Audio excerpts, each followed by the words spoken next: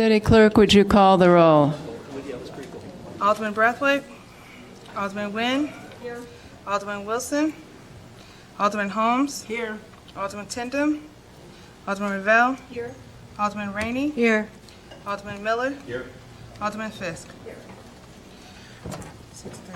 We have a quorum. Welcome to the Monday, August 15th meeting of the Evanston City Council. The first item on the agenda is the Mayor's public announcements and proclamations. And Portia Davis, who has done a terrific job with the Summer Youth Employment Program. Take it away, Portia.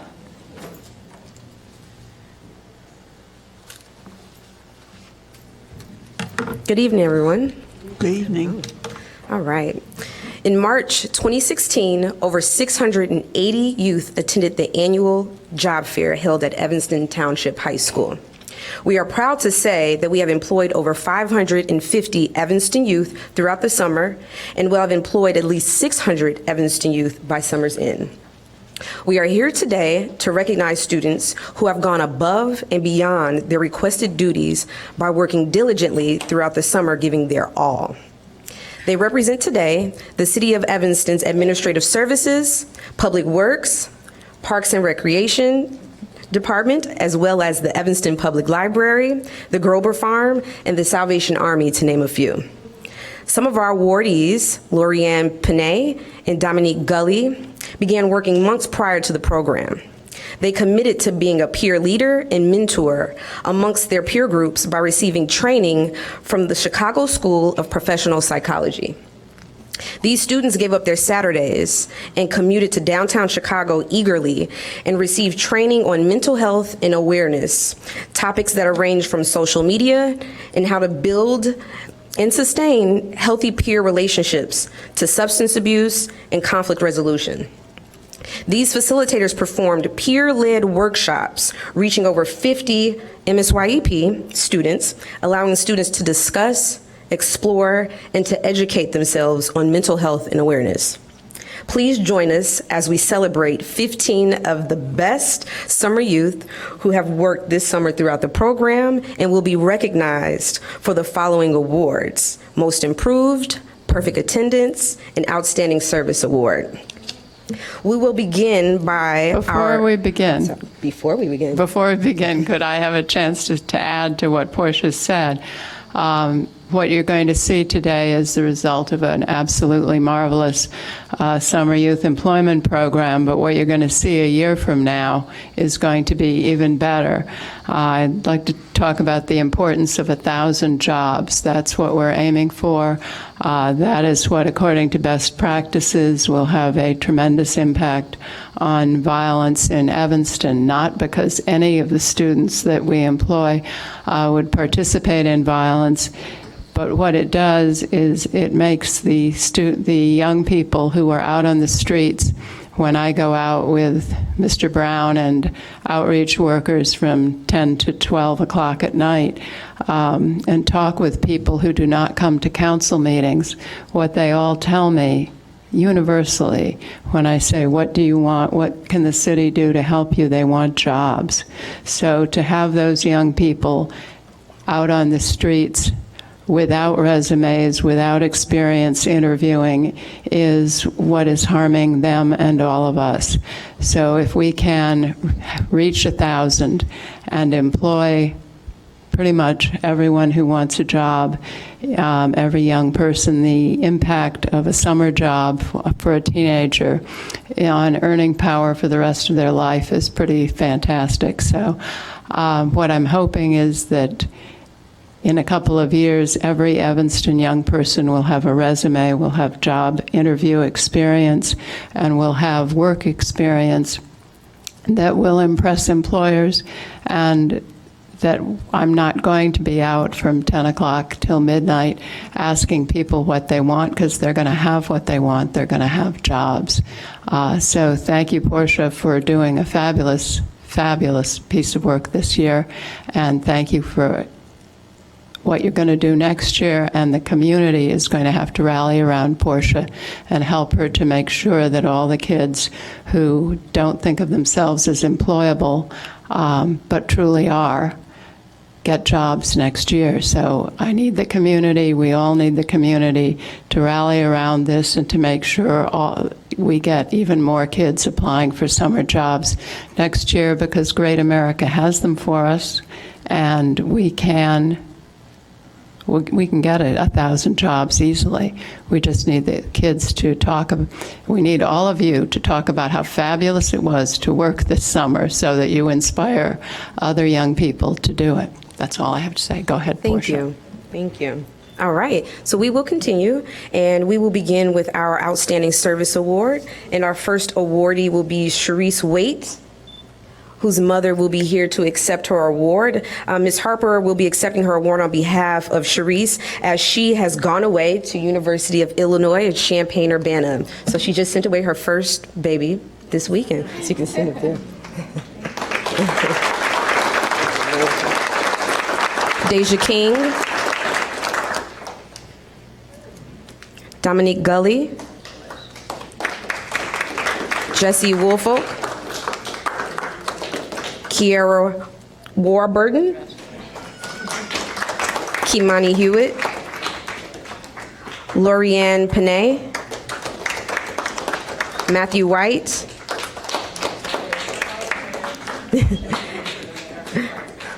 Meher Matharu, Monique Banks, Yuli Salgado,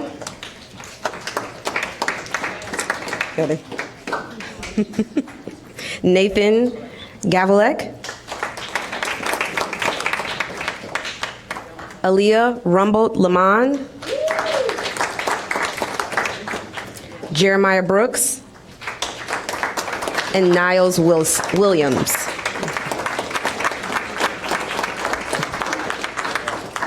All righty, so y'all, we're gonna take a quick picture. Can some of you all come on this end? Come on. They're gonna have to squeeze Portia. Yeah.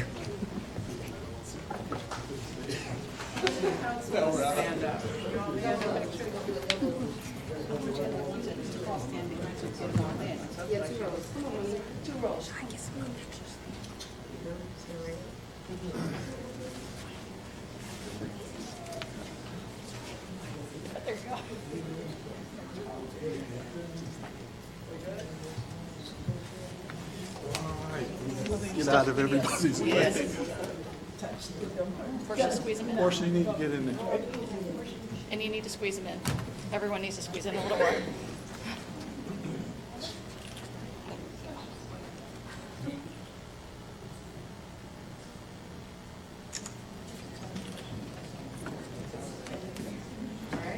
A little more. Squeeze in just a little more. It's hard to get everyone in. There we go. There we go.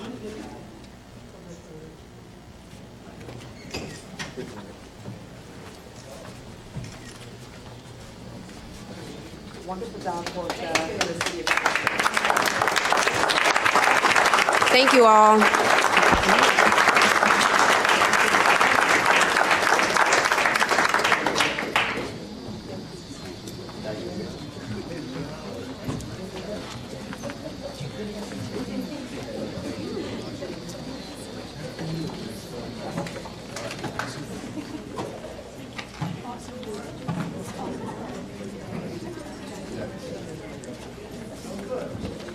Next item on the agenda is Prairie Joe's 25th anniversary. Whereas Prairie Joe's, a family-owned diner, first began serving the Evanston community on August 17th. Marty, can we get the doors closed? Thank you. On August 17th, 1991, at 1921 Central Street in Evanston. And whereas Prairie Joe's and its owners, Aiden Dinser and Diane Dinser-Ubel, have created an atmosphere enjoyed by all ages of both regulars and visitors, who are at first awed and then delighted by its decor. And whereas for the past 25 years, Prairie Joe's has served and been a part of Central Street, contributing to the culture and community of Central Street and Evanston as a whole. And Whereas Prairie Joe's, with its almost landmark status in the Central Street shopping area, has been a gathering spot for generations of families enjoying good food in one of the most eclectic atmospheres in Evanston, and also providing support and encouragement to the arts and artists of Evanston. Now, therefore, I, Elizabeth B. Tisdall, Mayor of the City of Evanston, do hereby proclaim August 17th, 2016 as Prairie Joe's Day in the City of Evanston in celebration of their 25th anniversary. Are the Dinsers here? Did they? All right, we'll make sure they get this, and congratulations to them. And next is the community picnic. Do we have someone who wants to? The community picnic is August 21st, and I don't know the hours, Wally. I think the hours are from noon to 5. That is the normal hours that we do that here at the Civic Center. There'll be food provided by the Kiwanis Club of Evanston. There'll be music. There'll be community booths from city departments and other community organizations. A good time is always had, so we encourage people to come. For more information, you can reach our website, cityoфevanston.org, or call 311. Thank you. And City Manager, do you have public announcements? Yes, Madam Mayor, members of the council, I do. Good evening. I'd like to ask Police Chief Richard Eddington to come up and make some introductions of some newly promoted officers. Good evening. Thank you, Mr. City Manager. Your Honor, Deputy City Clerk, Alderman, I'd like to introduce the two new promotees to you this evening. I'd like to call up Sergeant Aaron Warnick and Commander Jody Wright. Sergeant Warnick has been with the Evanston Police Department since 2005. Prior to that, he had some experience with the Mundelein Police Department. He's been promoted out of the detective division where he was our financial crime specialist. The sergeant has a master's degree from Northeastern Illinois University. His experience at the Evanston Police Department includes MCAT-ET, NORTAF investigator. He also holds an advisory position on the Moran Center and is also an AYSO coach. If you've ever coached soccer, you know how challenging that is. That's probably the most difficult thing on this list. Commander Wright has been with the Evanston Police Department for over 14 years. He has a bachelor's in leadership from Benedictine University. Commander Wright has worked in various units within the police department. As an officer, he worked as a detective in the NET unit as well as in adult investigations. In 2011, he was promoted to the rank of sergeant. As a sergeant, he supervised both juvenile and adult investigations before being transferred to the Office of Professional Standards. He will continue his duties as the commander of that unit. In May 2015, Commander Wright completed the 10-week School of Staff and Command. In addition to his current duties as OPS commander, Commander Wright also oversees the department's TASER training program and physical fitness program. Please extend your congratulations to police.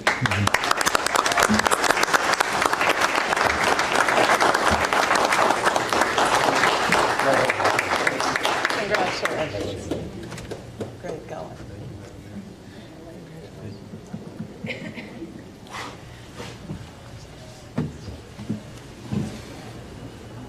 Thank you, Mr. City Manager. Thank you, Your Honor. Thank you, Chief Eddington. Next, Robert Crown Project. We've been working diligently on fundraising efforts. Mr. Lyons is here with an update. Good evening, Madam Mayor, members of council, Deputy Clerk, Manager Bobkowitz, Marty Lyons, and we have our clicker.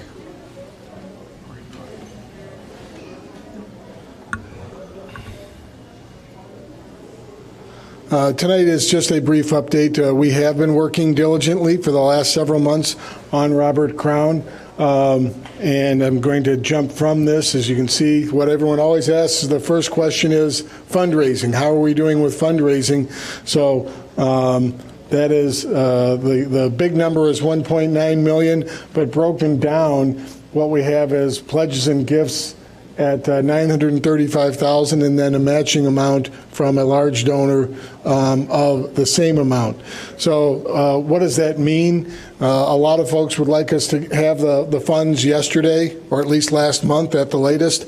It will take time. So looking at what CCS, our fundraising consultants, have given us, this is, if you look at the lower left-hand corner, you see the curve of how we plan to get to the $5 million that they originally talked about, and also hopefully a match of that amount. So we're right on track, just a little bit below. We still meet bi-weekly, on a bi-weekly basis. We now have both a design committee and a fundraising group, and you saw earlier tonight, or it's in your packet, we've moved forward with beginning the process of getting an architect for design. So we will continue to move forward with both design and fundraising activities simultaneously. So going backwards, another key component is a 501c3. So the 501c3, Friends of the Robert Crown Foundation, has been filed with the state. It will take a while before it is actually approved, but we may begin accepting donations during the filing period with the state. And as that moves forward, as soon as we begin to actually accept donations, we will report to the council immediately once we begin the cash/revenue side of this. We're still in the pledges and fundraising part of it. So then finally, on your agenda tonight is the design, is the architectural process. We debated long on this, that should we have an architect 3-4 months ago. We're at the point where we're looking at bringing an architect in that goes beyond just a concept, and this is our schedule. So the advertisement goes out this week, assuming your approval tonight. If you do not approve tonight, then we will hold that RFQ. With a pre-submission meeting, RFQ due dates in September, analysis by staff, including interviews, and then presentation to council for an architect in November. I'm not sure if it's going to let me go down or not. Maybe any of you will probably need to go down. Much as we would like to be aggressive with this, the timing of the project to do it diligently, we are still looking at, some might be dismayed with the November 13th recommendation for construction. But as you can see, when our own engineering and capital team, composed of engineers and design individuals themselves, say that we need to look at the task one is the original, the schematic design. Task two, design development, that's more detail on the schematics and so on. Going through this, it does take this amount of time, and we will be coming back to council for each task, because each task will have a cost element to it for the architect. So we will, starting in November, we will be back to you. I'm sorry, not in November, yes, November, we will be back to you with a approval of an architect for task one, and they will work on that for 3 months, and we will keep moving on the project.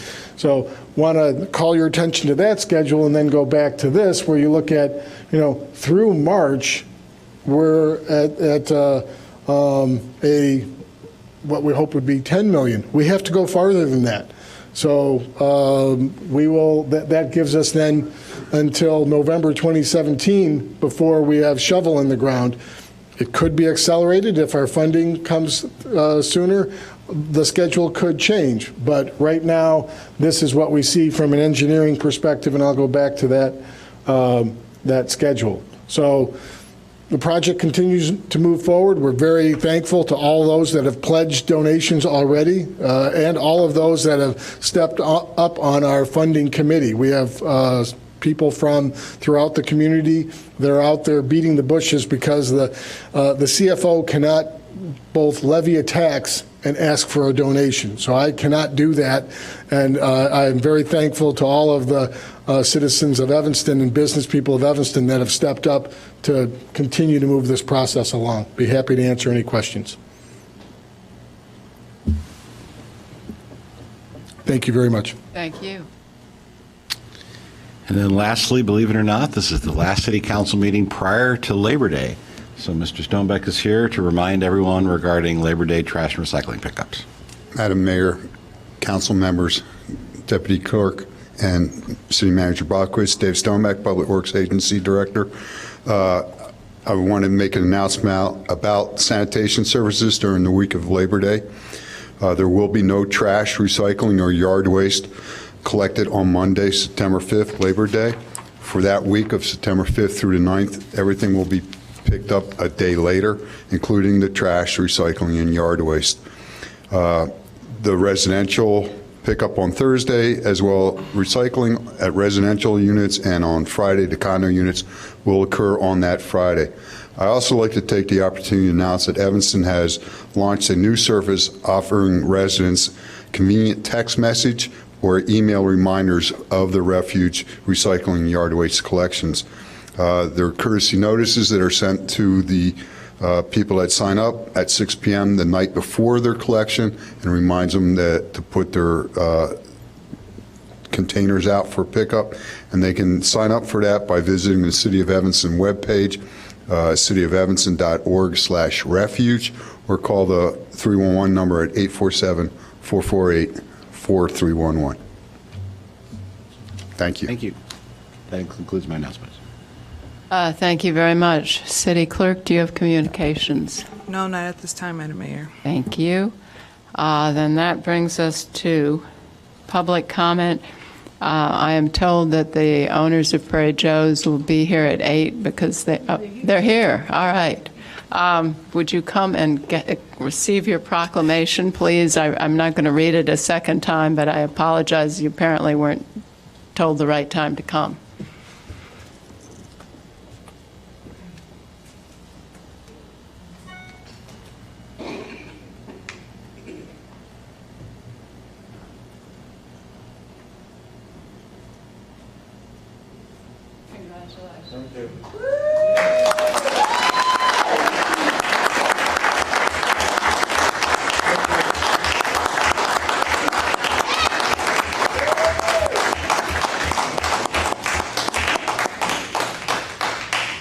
Okay, everybody got their photos?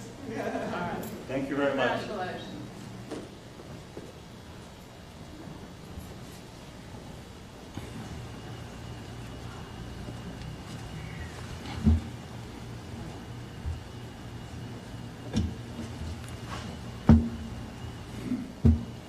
All right, I'm going to call the first 4 speakers. You each have 3 minutes. John Hanelli, Dylan Morrow, Dan Joseph. Dan Joseph. Thank you, Dan. And Christine Lamley Hunt.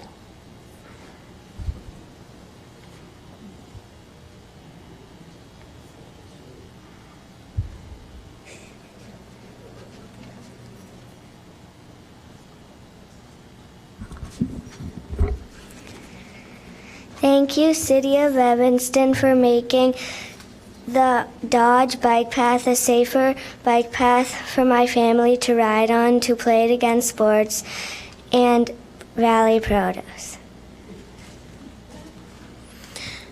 I think that the bike lane on Dodge is safer than riding on the curb because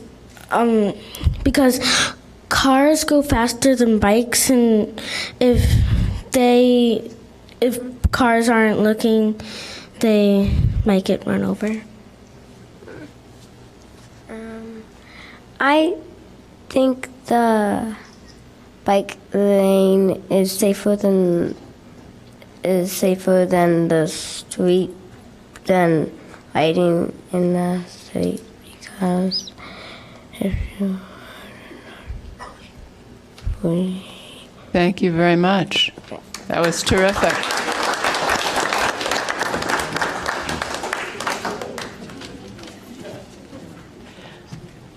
Nobody's going to top that. No, I couldn't. You might That's as why- well give up now. But That's why they went first. I'm Dan Joseph from 1510 Greenwood, and I'm basically repeating what these wonderful children have said. I wish to thank the City of Evanston and its staff for designing and creating the protected bike lane on Dodge for children, teenagers, and novice bicyclists. They provide a safe path to schools, parks, and other destinations. The well-being of all from from age 8 to 80 is of greater importance than convenience of motorists. Thank you.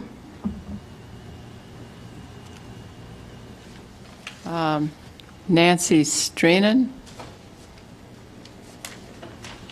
It's going to be pretty much a recap of the previous commenters. My name is Nancy Streenan, and I use the Dodge bike lane several times a week for my commute to work in Chicago. I want the City Council to know that I am grateful for this redesign because now the parked cars are between me and the moving traffic instead of the other way around. So riding on the passenger side of the cars keeps me safe in two ways. First of all, it decreases my chance of getting doored since most cars have no passengers to open those doors.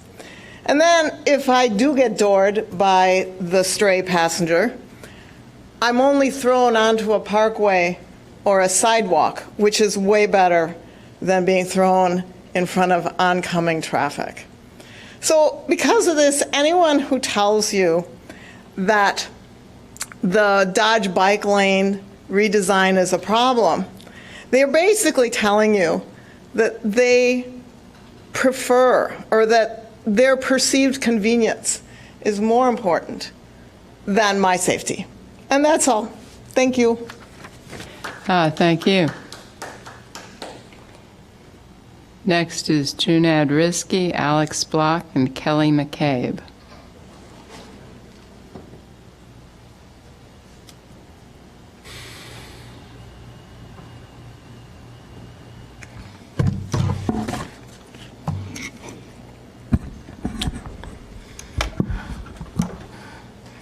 Junad Rizki. Over a year ago, the council gave Mr. Bobkowitz the authority to negotiate the sale of the recycling center. At the time, I advised the council the process appeared to violate state law. At this point, the violation of the law is mute. It appears now Mr. Bobkowitz is not following what was stated in public. He's negotiating a lease, not a sale. Once again, Mr. Bobkowitz and the council may have engaged in a secret meeting to change from a sale to a lease to hide this from the public, possibly what's going on. In the press, it was claimed the sale was being held up due to the footprint of the site, which I find hard to believe, since if we were doing that, we'd be selling parkland. What I believe to be true is the purchaser cannot obtain the loan since the site's contaminated. It was claimed in the press the site is not contaminated yet. Why has the city spent close to $1 million suing the utilities, claiming there's the contamination on the site? What's interesting beyond this mess is it's been claimed we need to sell city assets to save money, and the city cannot maintain them. During this time, the city purchased buildings on Howard Street for a bar, a restaurant, and a private apartment for business owners, all maintained by city workers.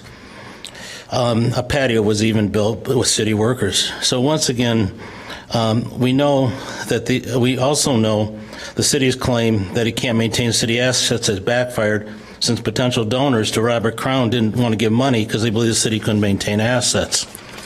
At this point, this somewhat points to a lack of competence in this entire process. It's time to bring the recycling center back to the council for public discussion.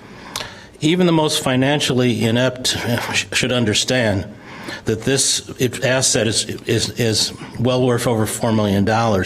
A lease paying no property taxes, having the city maintain the facility, and tying up over $4 million of capital is of no value to the public. Smiley Brothers will never pay us this money. The recycling center is part of James Park and should be used for recreational purposes, as several groups had proposed. The deal was sabotaged, unfortunately, by the city at one point. I think the biggest issue here is not the fact that this is a total mess from a financial standpoint of no value to us from a taxpayer's standpoint, but we need to forget that. I would have to ask the real question, why would any decent public official support placing a beer garden and brewery next to a public park and a public school?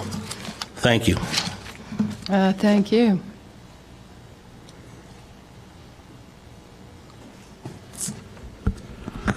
Good evening. My name is Alex Block. I live on the 500 block of Michigan Avenue. I'm here tonight on behalf of the Evanston Police and Fire Foundation, which does really incredible work to support our Evanston's heroic first responders, our police department, our fire department.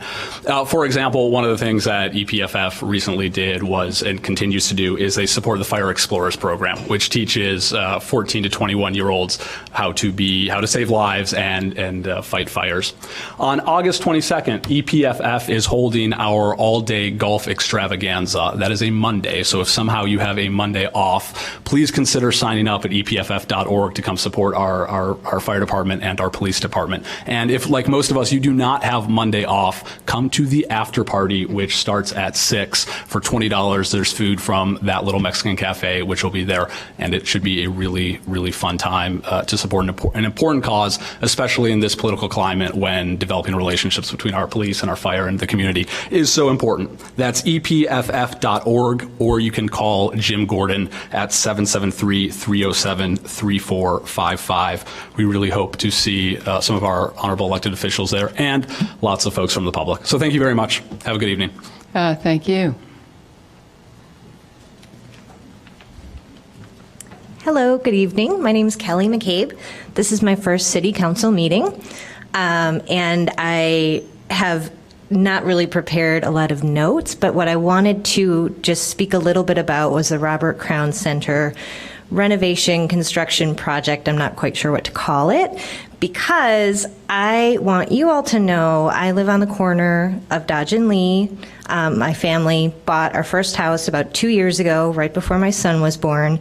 And we want to get very involved in the community, and I consider myself to be very vigilant about keeping up to date on agendas, meetings, committees such as this.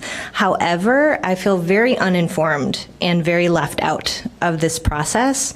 I have been to my ward meetings. I have been signing up for whatever listservs I can be on and websites regarding the Robert Crown Center renovations / new construction, but I still am just really not understanding this entire process and where we stand in it, particularly how it will impact the immediate community surrounding Robert Crown Center, as well as the community as a whole. My questions, I know this is not a question answer, but my questions that I would like you to consider is, how are you all keeping the community, in particular the community immediately surrounding Robert Crown, informed of the process and the progress? Do we have to dig through committee agendas online to figure out when this will be discussed? Because I feel like that's what I've been doing. Perhaps I'm just new to the process, but I consider myself fairly educated and informed, and it's difficult for me. So I wonder who else out there finds it even more difficult and is not aware of these decisions being made until it's too late. I would also like to state that this personally impacts my family, my family's life, my young son, our property values. So I just want you all to consider that when you make your decisions and as part of this process. In particular, there was just an RFQ approved for design and development, but what are we designing and developing? That's not clear to me. Are you renovating the existing structure? Are you building a new one? That isn't clear to me if that decision has already been made. If it has been made, when was it made? If it hasn't been made, when will that decision be made? Is there a date? That's really not clear to me. I think that's a very important thing to think about. Ultimately, what I'd love to do is get some kind of listserv up to where we can be informed of when these decisions are being made or when it's being discussed, such as tonight. And yeah, I guess my ultimate message that I want to communicate is that I just feel very left out, and I want to be included and informed along the way, and I'm happy to do my due diligence, but I want to make sure that it's a reasonable ask of the community. And then just a little bitty ad, I also appreciate the Dodge bike lanes. My house is right on them. My family bikes constantly, and so thank you for them. Well, thank you, and we will try to keep you well informed. And Miss, the gentleman you're walking right past, have you talked with Mr. Lyons? But I've taken her comments, and we will.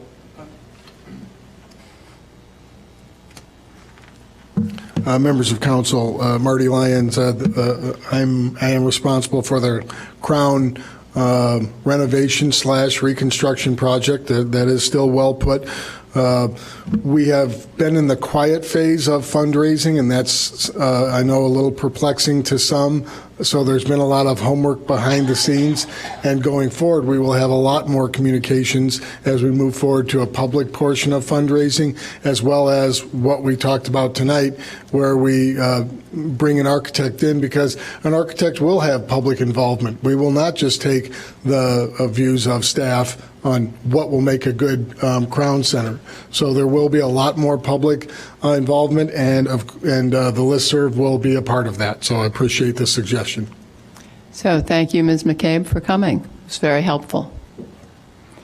That concludes public comment.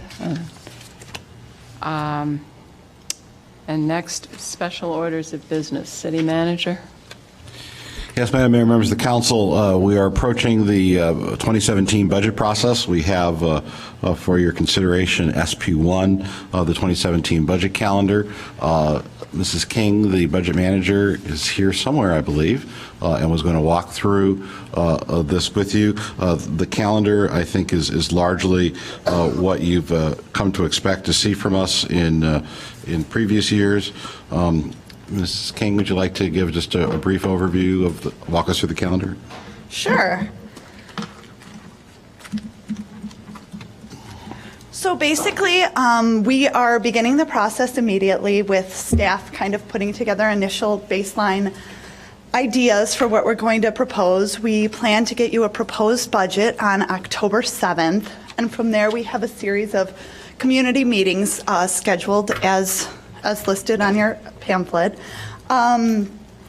with the idea that the proposal will be directly after Thanksgiving. So we're having a variety of opportunities for the public to come in, give their input, give their comments. We're going to have an outreach event on September 22nd, and go from there. Hope to have a great discussion with y'all. Was there anything in particular you wanted me to mention? Well, maybe just to, and I can maybe talk a little bit about this. As you know, we have struggled each year with ways to involve the community in the budget process. So we're going to try something new this year. On Thursday evening, September 22nd, we are going to do a multimedia budget discussion where we'll be live on Channel 16 answering community questions. We will have a simultaneous town hall on Twitter and Facebook at the same time. We'll invite people to come here to the Civic Center, and we're going to spend the evening talking about issues. So if people want to hear about Robert Crown and budget implications for that, we'll have staff prepared to talk about that. We'll focus it live on Channel 16, but we'll retweet and post on Facebook and try to run the video live on Facebook. So really use that evening, and we'll stay as long as we need to and answer the community members' questions, get input. The meetings that we've had here at the Civic Center, Mr. Lyons helped me remember the attendance. I think last year the attendance was 0. The year before was 1. The year before that was 4.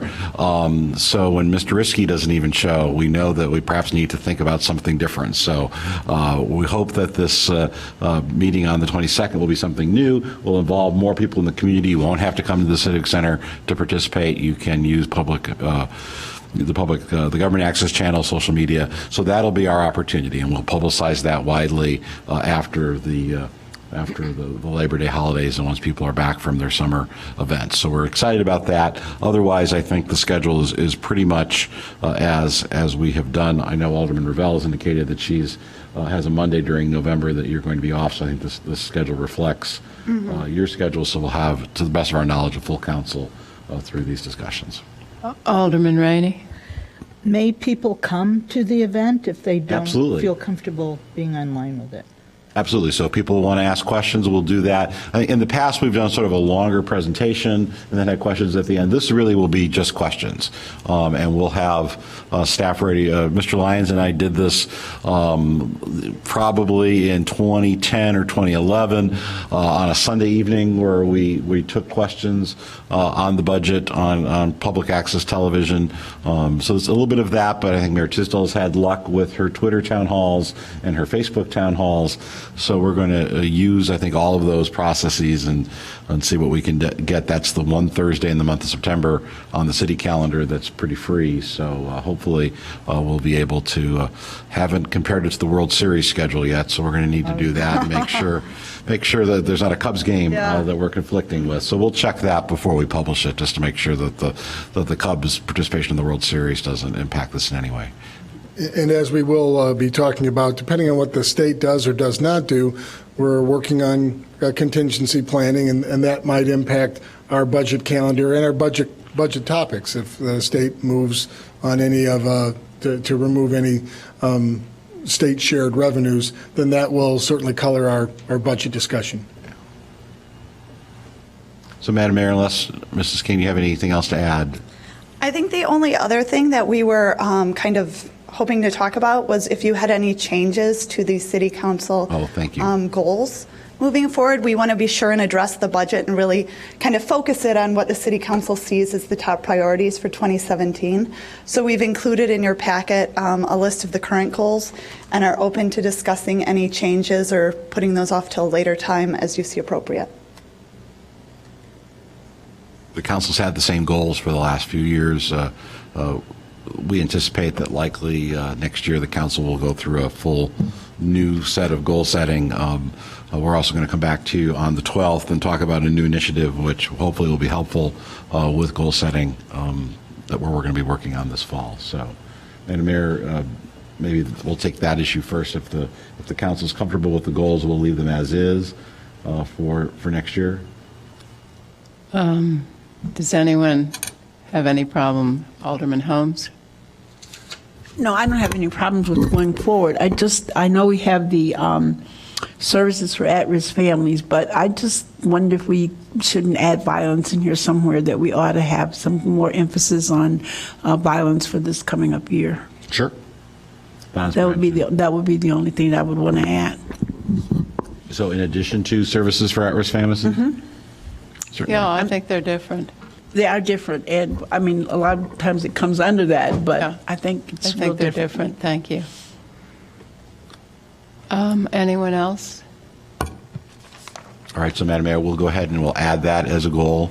And then the calendar itself, we would ask for council action to approve the budget calendar.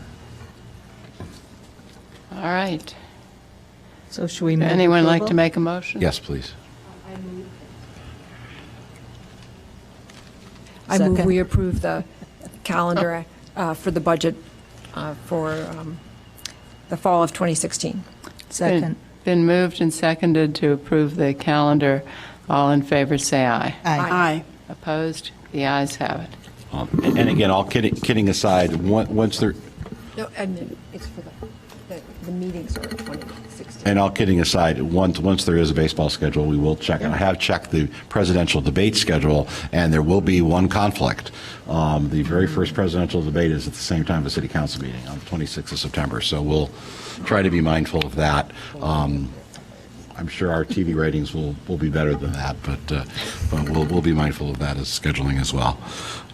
Next, Madam Mayor, we have the second quarter financial report. Mr. Lyons and Mrs. King are here to provide that. Good evening again. Go ahead and put up. Included in your packet is a memo that details a lot of this information. This presentation will also be on the website. I would note that by the numbers, as is stated on the agenda, we're running a surplus of $8.1 million, but a lot of that is due to timing.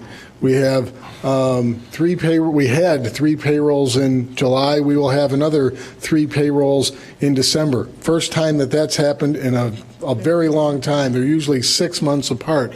Just the timing of everything and the way that our Friday falls next to the holiday at the end of the year pushes that payday into this year. For audit purposes, we run everything on an accrual basis, so we pay 365 days a year, not by payday, but it does impact our cash flows. It does impact different things that are present in tonight's third special order of business, the comprehensive annual financial report. Our cash flow was low on December 31st, which makes it look very concerning. But as tonight's mid-year report will show, we've recovered to that from that situation. So without further ado, I'll jump into this. We have a long agenda. So as noted, we're doing well at 51% revenues, and that is good because in the last few years we've had delays in a rather lower than anticipated property tax payments when we went through the recession. So property taxes are now up to getting close to 98, 99% payment levels. So that's fantastic news, and our economically driven revenues, as we'll go through, are doing well also. The 49.2 million, or 44% of budget on expenses, that reflects the fact that we're behind on payroll as of the snapshot of June 30th. So we will catch up, and later on we have slides that talk about year-end estimates, and we'll show how that does catch up. So this is a very critical slide for what we're doing with our bond issuance and going forward in talking with Moody's. One of the things the yellow line shows is cash balance.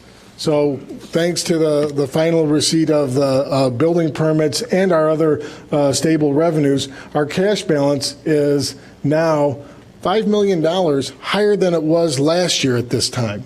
But take a look at where it was at the beginning of the year. It was lower. So that's a low cash balance, and more importantly, take a look at the fund balance line, which has the red dots. That is our current year, and it's been steadily increasing with a little downturn after we had our property taxes come in. But again, that recovering up above where our fund balance was last year, again, just tells you that on a fund balance basis, we're stable. We had that down time right at the beginning of the year due to the timing of revenue receipts, but we've caught up. So looking at that in the general fund, and by the way, that was all general fund that I was referring to. So the general fund, again, what we've shown, we like to provide this to everyone so you can see property taxes 55%. So we had some prior year property taxes being paid, and we got 55% of last year's amount. So those combined provides a very healthy cash flow of what we expect to be a rock-solid revenue source. Other taxes, we're usually in this situation because our largest sales tax month, August and December. Those are so for the holiday season and the back-to-school season, and also year-end car purchases, but those are usually stronger sales tax months, and they're not in here right now. So we will catch up on some of our other taxes. Income tax remains strong for the current year. So we are concerned about the loss of that because it has been very stable. Finally, if you look at where we're at year to date, we're at 85% of permit revenue, 50% through the year. So that, and we also received another major permit for the dormitories in July. So we will exceed budget. It's our projection that we'll exceed budget for 2016 on the permit revenue.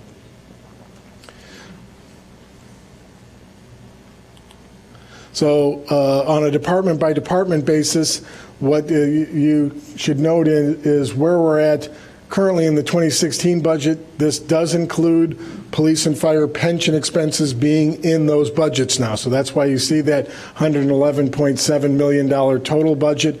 Again, we're below that, but not because of the pension payments. It is because of those payrolls. If you were to add 2 payrolls in, you just approve one tonight, it's $3 million each. That takes us back up to 50% or just above budget. So we will catch up, as I noted before. Police and fire continue to be the higher trending. The clerk's office, a small budget is over, but that's because we increase some service levels, and we also increase staffing levels, which were approved by the council. So we didn't do a budget amendment. We felt that the overall general fund would stay under budget and there would be no need for an amendment. How are our other major operating funds, so our parking, water, sewer, and solid waste funds doing? Revenues, the parking system fund. Parking system gets the meters and the fees. General fund gets the fines. Our fines are down. With putting in the camera system and with putting in the electronic meters, our parking fines are below budgeted. We've been reducing them the last 2 years, but as we hoped has been happening, the decks are fuller, we're getting higher revenue there, and our parking meter revenue is also higher. And that's partially because we have a lot of people using the convenience of the swipe. I'll just take 2 hours, where before they might have said I only have enough coin for 1 hour and paid for an hour and then gotten a ticket. Now they're not getting the ticket, but they're paying for 2 hours when they only use 1 hour and 15. So it is working. We have had some issues with it, but with the electronics, but it is working by design, and we have had a lot of changes in revenues that we thought would happen due to the installation of that system.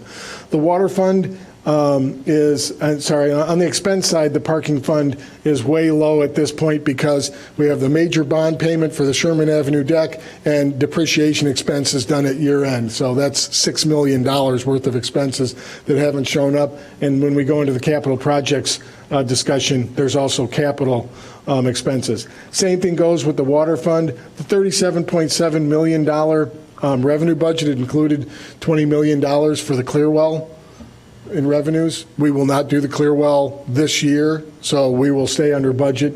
But we did want to have that opportunity and that authority if we were able to move forward with the Clearwell. We are doing design right now, and if you have any specific questions, Mr. Stonebeck is here to answer those. Same thing on the revenue side for water fund.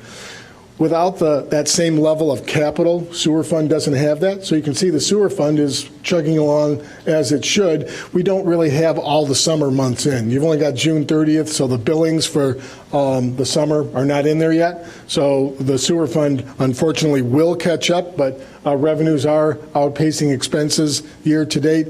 And once the capital shows up, we think that it'll come into balance. Finally, solid waste.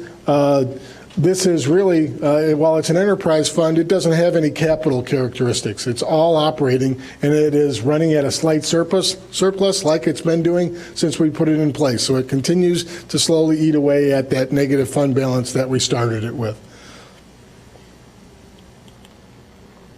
So looking at all fund revenues, we always talk about the general fund or those other funds. When we look at all funds by type, you can see that revenues are coming in, but we haven't done the bonds haven't shown up as of June 30th, so we don't have those.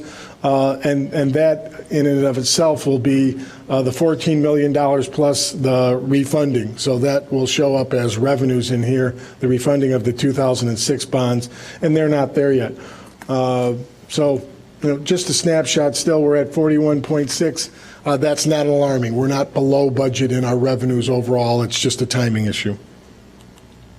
Then going on to the expenses, the same can be said then. Where are we at on the expense side? Well, we're below our revenue estimates, so we're operating at a surplus across all funds. But as you can see, for instance, the debt service is way up high, and we're doing a budget amendment, but that involves the payment of one of the refunding bonds. So we will be fine on the debt service funds.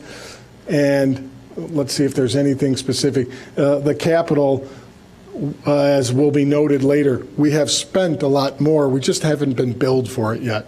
So this is what we've been billed for. So just to repeat on year-end estimates, we're looking at $9 million for permits, $1.5 million over budget. So that's good news. But with all revenues included, we're looking at about a 1%. Remember, our total budget now is $111 million. So that's 1.1 million. So all other revenues will be slightly below budget when we add them all up across all revenues. But still, we're projecting to be over our budget, and we did increase the budget last year. The clerk's office and fire department budgets will be slightly over budget, but overall we're projecting the general fund to come in under budget, and I've got a couple of detailed tables to go through on that one. So here's the revenue picture. As you can see, property taxes will come in right at budget. Other taxes, we're looking at them being over budget, and that is not in small part due to the income tax. Income tax is doing well. The state's pessimistic about next year. They don't think it will continue, but this year we've seen strong receipts from that source, and that has to be a statewide issue because our population has not changed. So it's the per capita amount. Again, noted you can see the major source permits at 11.3 million. So you hear me talk about permits. This is all permits, not just building permits. There are other right-of-way permits, all sorts of smaller permits that add into this amount to bring the total up to that 11.3 million. See if there is anything else. As I noted before, if you look at fines and forfeitures, $1 million under. So, and a lot of that is parking fines. So we always tell folks that we're not issuing fines because we want revenue. We're living that. We're actually seeing lower parking fines and lower other fines because our goal is compliance. We would rather have the revenue come in from a fee than a fine. So from that perspective, things are working. Let's see here if there's nothing else of note. I'm going to jump to the general fund operating expenses. Because of that timing of payroll, our estimates are, and also because we have variations due to the summer plan with police and we don't know what the winter will hold. There's a potential that we could come in below the $110,655,000. We cried wolf the last year and didn't make it. So I think our estimate is a little conservative, and that will still be 1% under. We could be a little bit more, but at this point in time, we would rather not plan, and we will revise this estimate as we go through the budget process in October when you see the budget, which gives you the prior year actual, the budget, the estimate, and a new budget. This estimate will be a little bit different. It'll be a little bit sharper for the 2016 year. Again, just to make sure everyone notes that police and fire does include those pension costs, and that's why you see that larger cost element. So we did also, as a part of this process, take a look at police and fire overtime. We've had increases in overtime, and a lot of that can cause concern. So we wanted the council and public to be aware that we are aware of our overtime expenses. In the fire department, their budget is not much more than, it's closer to $400,000, so they're running above budget for the year, but there's good reason. When you have 5% of your staff out on injury, then, because that's what 5 is. We have 100, just under, right around 100 firefighters. When 5 are out, they have to be replaced. And as noted below, another source of our increase, about $20,000, was a conscious decision to increase fire staff's presence in the community in all of these programs, the Explorer program, after hours, public education, and the citizen CPR.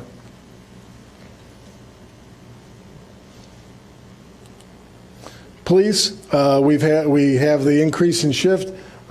We also have just our overall increased presence. Whenever we've been having any of these incidents, we do have a lot of staff, and I know that the council is completely aware of this, that we'll have a lot of staff on the street. As you can see, though, regular pay at just under 46%, that'll come up with the additional payrolls, but regular pay is holding its own. That's for 2015. For 2016, it's even lower. So there's a very good likelihood that regular pay will come in under budget to take care of that overtime, and that's why we're projecting the police to come in under budget overall for the year.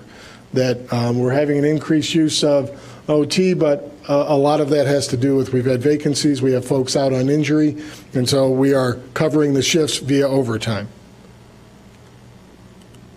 So just a recap, I wanted to make sure that, and I don't need to go through these in detail. I've already talked a little bit about the enterprise funds, but graphically, this will be on the website where we're at with our enterprise funds.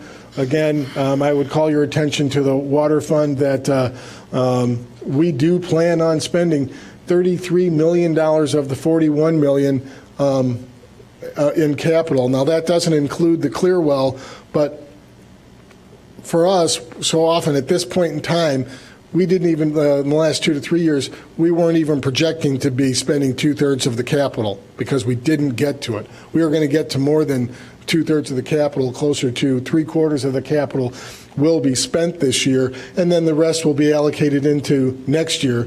But the Engineering Bureau has been doing an excellent job as far as getting these projects to you, getting them approved, and getting the projects then done before the end of the year.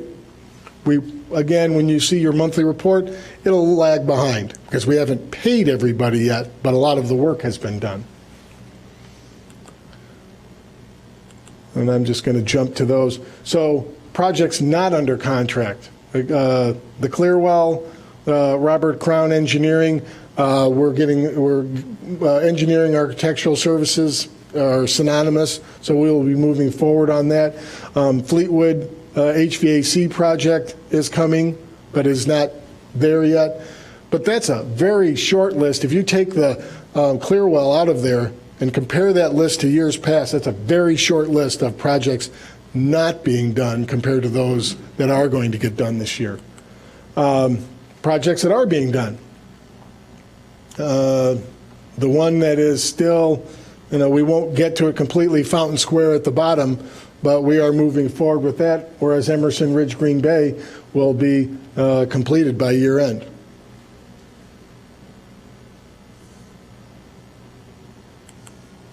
So we ended the quarter in stable conditions. I had to change that word because up until today it said good. And I pulled it back and said stable. I just refused with where the state is. If we were in any other state, I would say we were in good condition. So we're in stable shape. We have property taxes and pension issues that are still out there. But on the positive side, we received a $3 million building permit from NU. We have other building permits coming in, not NU. 1571 Maple is under construction. So lots of good things happening on the development side, and thank you very much to our economic development folks for that. And lastly, before I leave that though, that cash flow being up at $12 million for cash in bank at end of the June 30th, that's those permits and the timing of that. So lastly, we need to take into account the state of Illinois budget situation. And if we do end the year in a surplus situation, we are below our 2-month minimum.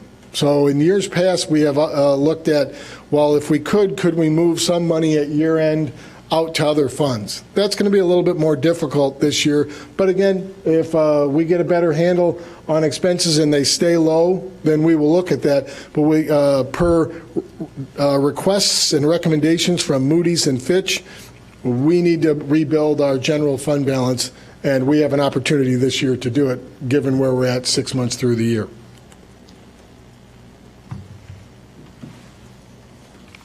Alderman Miller. Marty, in regards to the firefighters' overtime, so I mean, that was for the first 6 months of the year. And if I'm reading the report right, it says roughly $20,000 is related to community engagement activities.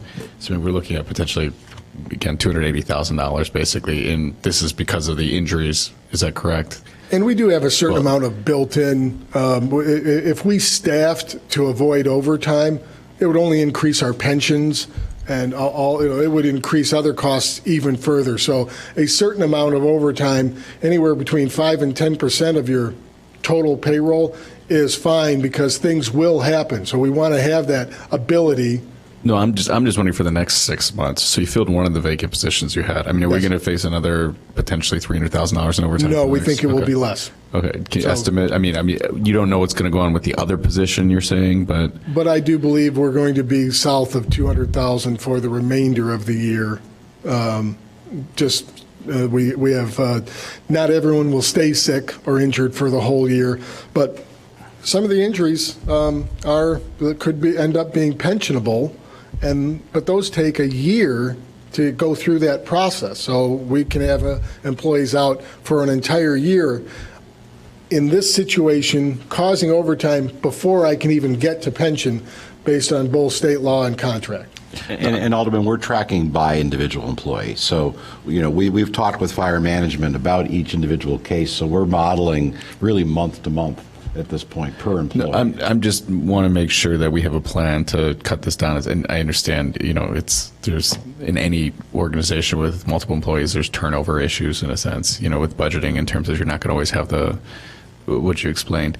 I'm just wondering going forward if we have a plan to make sure that we're not going to be another $300,000 for the next 6 months.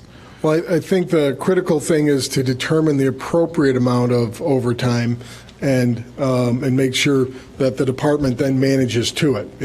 If we think our new baseline is, instead of a $400,000 overtime budget, $450,000, because we did cut the fire department's overtime substantially over the last 5 years because we had to. If it is, what do we want to say? If it's structural, that's a nice term that folks like to use. If we have structural overtime and we need to adjust it, we'll look at that during the budget process. But then it has to go into the hopper with all other priorities. And Alderman Miller, part of structural overtime, I think, is training. And we've worked very closely with fire management over the last few years to better manage training. Like, for example, the workers' comp has been phenomenal in trying to do healthy initiatives to reduce some of these injuries and stuff. And I sat down with them and talked about that as well. I agree with you there too. I just want to make. I mean, some of the stuff you can't help. I get that too. But going forward, if we can, somehow make sure that we can cut this down as much as possible, because going on the year for almost $600,000 in overtime, if it continues at this rate, seems excessive. And Alderman, one last comment on the fire overtime. There are some departments that have a different pay rate for training, so that it is still overtime, but it is not overtime as if they were stationed at a firehouse ready to respond for calls for service. And so we're looking at what some other jurisdictions are doing in that area. All of our labor contracts are up at the end of this year, and so I would suspect that looking at that issue and looking at a different pay rate for training as other departments use could certainly help that cost. So in the name of being proactive, I think that's one issue that we're looking at with fire management. Alderman Rainey. Just to continue on that vein, so police overtime also has to do with court time, things like that really are not on the street overtime. But they are impacted. Court time goes up when on the street time is up, right? Because we're following up on all those on the street activities, so it snowballs. And Alderman Rainey, the police department, I've just seen the Chief Eddington's come in the room. They have a very active program to manage that. And I think so when you compare police overtime with fire overtime, police is much more advanced, if you will, because they have, for many years, always have had very different kinds of overtime. And so Chief Eddington, his staff, Lou Gertis is here, the finance manager in the police department. They have great systems in place with that. So I think really back to Alderman Miller's point, we just need to be mindful of everything. Some of this is the cost of doing business, but some of it's not. We just need to manage down the stuff that we can. But a lot of the police overtime, you can't, there's nothing you can do about. The court orders, 6 cops to be sitting in court for 3 hours and never call them. They're going to be paid for that. So it doesn't have to do with people are disabled or et cetera. It just has to do with the cost of doing business. And one thing that we always need to be reminded of is police and fire pensions are calculated on base pay. Right. We can have a police or firefighter making a lot of overtime, and that doesn't go into the pension analysis. Whereas if we hire another police or firefighter, then we have another pension. Right. So, right. Could you look at page 19? Where you talk, and I know you think I harp on real estate transfer tax, but I don't. There's a statement here that I think there's a couple of funds being mixed up. It says real estate transfer tax through June 30 totaled $1,474,000, et cetera. 49% of the budget. Actual revenues are in line with 2015. And then it says end of year, and then it says staff currently estimates receiving approximately $9 million. I don't think that's an error. That's the same number. The building permit number got put in there. But somebody reading this Yes, might not. we will make the correct, the good thing about this report is we can also now make the change online, so somebody looking at it from now going forward, thank you, we will make the change and have the... I was hoping I wasn't dreaming then. And it's tough because we raised that tax in anticipation of this being a great place to be. And so one time we'll raise it too high as far as the budget goes. We didn't raise the tax level. It's just what we anticipate. So You projected high. Yes. I know when you say those kinds of things, people get very nervous. Oh, I they know. raised the transfer. No, we did not. We just, Mr. Lyons, what is our current bond rating with both Fitch and Moody's, and what would it take to get back to AAA? We are still AAA with Fitch, but we are AA1 with Moody's. And in order to get back to AAA, we would need to get our fund balance back to our policy of 2 months or more in the general fund. It shows that our operations are solid, and that's not me hoping to have that. That is a direct comment from both Moody's and Fitch, that our operating reserves need to be at policy level or better.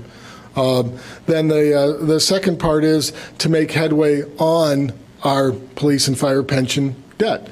We've made great progress on the general obligation debt, going from $200 million down to below $150 million, but that has been more than eaten up by the increase in the liability, the unfunded liability of police and fire.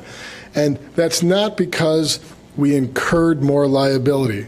It's because we continue to refine how we are tracking the liability.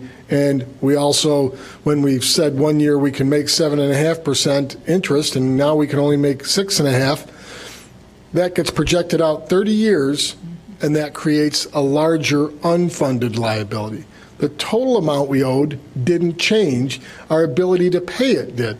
So from that perspective, we would need to continue to try and improve our pension level funding, and that's not all a revenue side explanation. Controlling costs is also a part of police and fire pension. The pension costs are set by statute, but the amount of expenses that go into that cost, meaning how many police and fire we have, how many we have as retirees, all of those things, we still have the same. We have a little bit more police than we did in years past, a little bit less fire than we had. Those costs, as long as they stay where they're at, and then we have contracts, it'll drive that pension cost up. We need to control the expense side and then fund the revenue side. Thank you. I don't see any more aldermen with questions. Thank you. Then we'll move on, Madam Mayor, to SB3, the Comprehensive Annual Financial Report. Mr. Lyons, do you want to introduce our auditor? I do.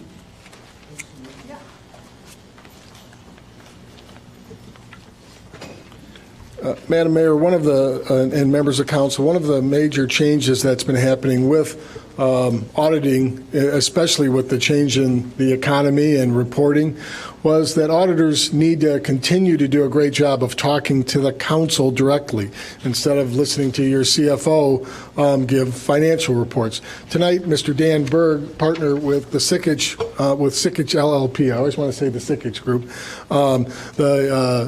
with Sikich is going to be here to talk about our finances, and he's going to, as I noted to you all, when we hired them a little bit over 6 months ago, they were going to have some things to say. Sikich has a different approach than our previous auditor, and they are known for their expertise in the governmental side of auditing. So we got some dings, as I'd like to call them, on our procedures, and that's a good thing. We want to know how to improve.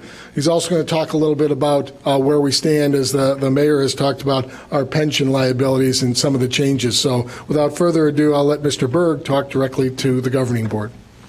Thanks. Dan, you can. I can. If you use that left and right, it will take you up and down your PDF.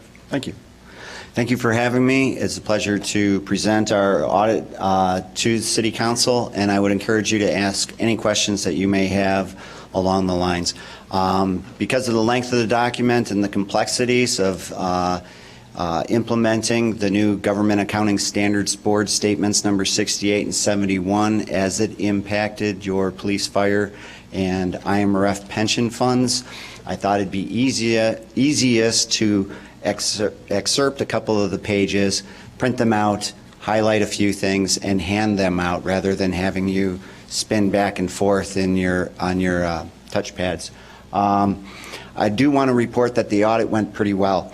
We got a little bit of a late start. Normally, on a 12/31 year end, we would hope to begin preliminary field work and interviewing with staff before the year ends. We were hired after the year ends, which made us hustle a little bit more. We were able to get the preliminary field work done in March and the final field work in April and May. So the only thing we'd adjust is when we did the preliminary field work in the future, and we hope. We also wrote the comprehensive annual financial report as opposed to the city writing it. So that added a little bit of complexity to our job and the city's job as well. So I just want to touch on a couple of highlights, if you will, of what I consider to be the more important pages. So the very first thing, this is a comprehensive annual financial report, so the city goes above and beyond what is required of generally accepted accounting principles. It adheres to the Government Finance Officers Association guidelines and what is required for their Certificate of Excellence in Financial Reporting. We believe this report is certainly going to get that award again. And as a component of that, in the introductory section, it adds an introductory section, it adds a statistical section in the back of the report, and this is the first page of the letter of transmittal written by staff and designed to be an introduction to the report. It gives a couple of quick profiles of the city, some budget analysis, and it also talks about the major initiatives that the city undertook in the current year. Immediately after that is what we get paid for. This is the only part of the report that's truly ours. It's our opinion. The independent auditor's report, it lays out management's responsibility, it lays out our responsibility, and then on the top of page 2 is our actual opinion. It's the best opinion we're allowed to give. It's commonly referred to as a clean opinion. We refer to it as an unmodified opinion. It simply states that the financial statements succeeding that opinion present fairly in all material respects the financial position and results of operations. Right below that, we wanted to emphasize the impact of the change in accounting principle that GASB 68 and 71 created.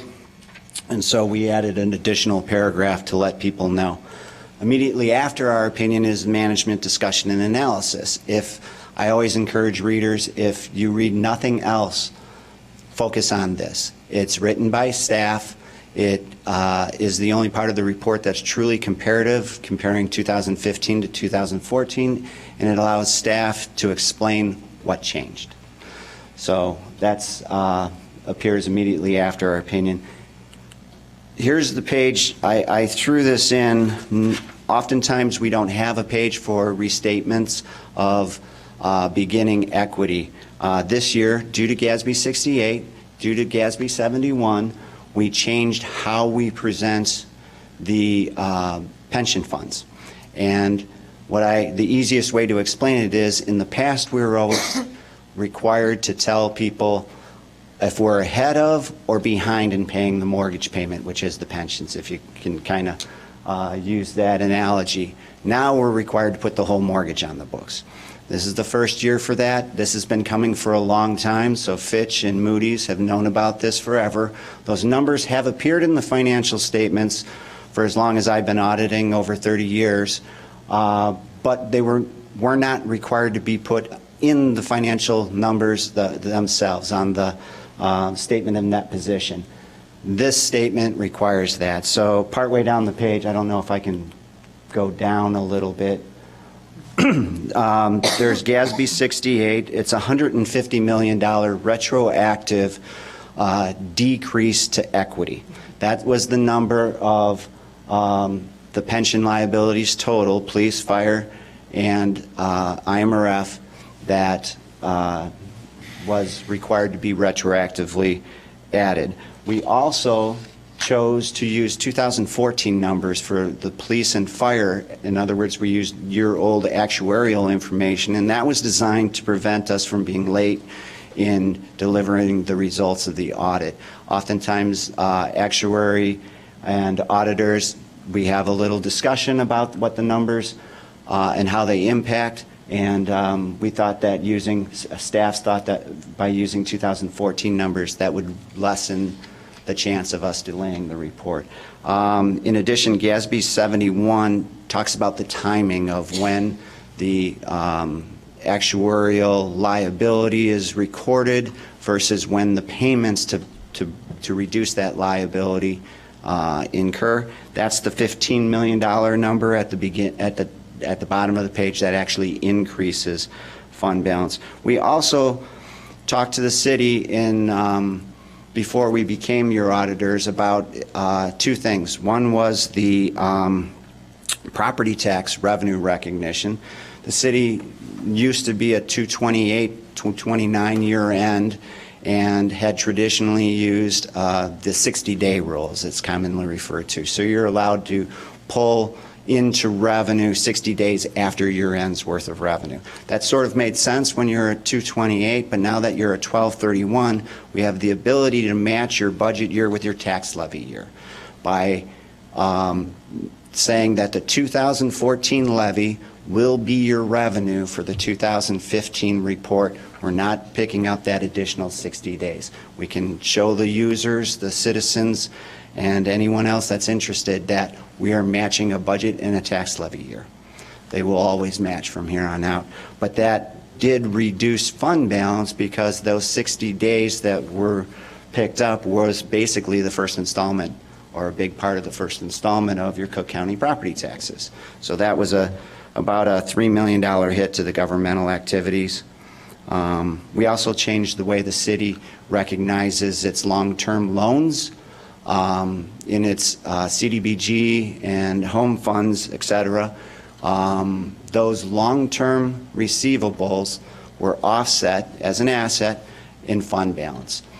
We talked to the city about perhaps that isn't really available for spending because it's a long-term asset. We don't know how much is going to come in a given year. So rather than reflect that in fund balance, we move that up to deferred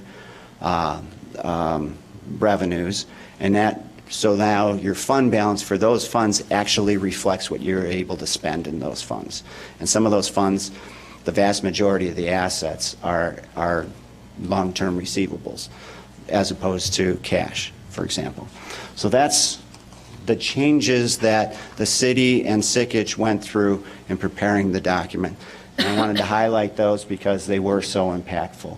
The way this, you can't see this up there, but I can? Oh, thank you. This is the impact of the net pension liability on the current financial statements. IMRF, police pension, and firefighters pension totaled $180 million this year, and they were offset somewhat by the differences between expected and actual experience, assumption of changes, et cetera. Those are called deferred in/outflows. That lessens the impact. That's about $28 million net. Primarily what that entails is the poor investment year that was 2015. And we'll get to that, show that a little bit more. But especially in IMRF, they just didn't make as much money as they anticipated, and their investment rate of return assumption is 7.5%. That brings us to the actual financial statements. Could you page down to the bottom? I always focus on the net position, and the way these are designed is to give the user an understanding of your level of ability to spend it. So the first one is net investment in capital assets. That's your buildings, your vehicles, et cetera, net of depreciation, but net also of the debt that is outstanding to pay for those. So that $303 million in total is not available to be spent ever. So the vast majority of your net position is tied up in your physical plant, as all governments are. The next section is restricted for. Those are all of your special revenue funds, et cetera. The net position that you're able to spend, but only on specific areas, and that drops us down to the unrestricted, which is available to be spent on any lawful corporate purpose. Because of that dramatic impact that we had of picking up the pensions, that unrestricted number for the governmental activities went from negative $11 million to negative $136 million. This was completely anticipated. We knew this was going to happen ahead of time. We just didn't know the exact dollar amounts until we received the IMRF actuarial financial report. Many, many, many of our clients that are of this size and this age, 1863, you have a very old established pension fund, and that is the financial result of a great many of our clients due to the funding levels of those pension funds. You're not alone in this boat. Again, if you could page down. We did want to highlight that, and I made a mistake when I went to highlight this. The line above the highlights is the change in net position. So in spite of all of what I just talked about, the governmental funds actually increased their net position by $4.5 million. The enterprise funds, the business type activities, increased by over $7.7 million. So actually, financially, a pretty good year. Below that is the impact of the changes in accounting principles and prior period adjustments, getting us from the net position of prior year of $60 million to a negative $71. I know I'm going through this awfully quickly, but if you see anything that you have questions about, please feel free to interrupt. The next page, I just want to highlight fund balances toward the bottom of the page again. And again, this is designed to tell the reader the least available for spending down to the bottom of available for spending. And the general fund is the first column there, where you have $5.7 million in assigned. There's a schedule in the notes of the financial statements that describe that. And then below that is $5 million. So the general fund actually has $10.7 million, as Marty was saying earlier, a little below your 2-month goal. The second column is debt service, and the third column is all of your non-major, mostly special revenue, debt service, and capital project funds. And TIFs. Sorry. This is the, to the bottom, please. This is your governmental fund revenues, expenditures, changes in fund balance. There we see that the general fund reduced its fund balance by about $2.5 million as a result of operations. The debt service increased slightly, and the total of your non-major were decreased by about $4 million. So your grand total decrease is about $6 million. And the fund balances at the bottom reflect that. The enterprise funds, please, to the bottom, thank you.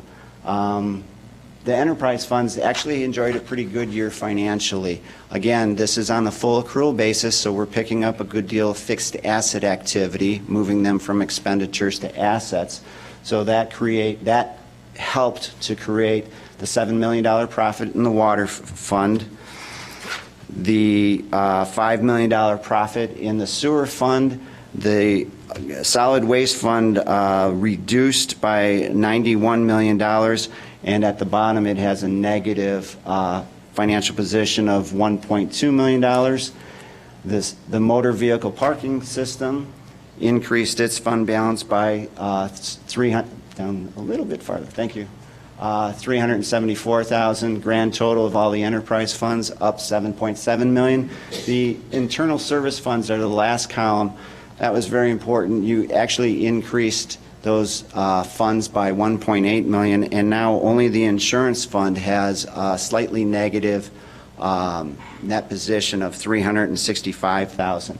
The other two internal service funds have by far positive fund balances. The last two things I wanted to talk about, please, are your pension funds and their status right now. The IMRF, I talked about them having a poor financial year, especially from the investment, return on investment. You have $200 million in beginning, $215 million in beginning plan net position, and only made $1 million on that. Nothing you can do about that. That's just the IMRF and the results. So you actually increased your net liability by over $4 million, but you are almost 92% funded there.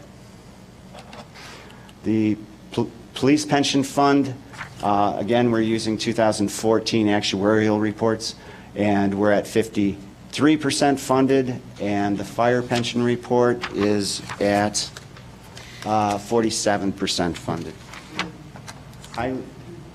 Is this, how does it different than the actuarial report?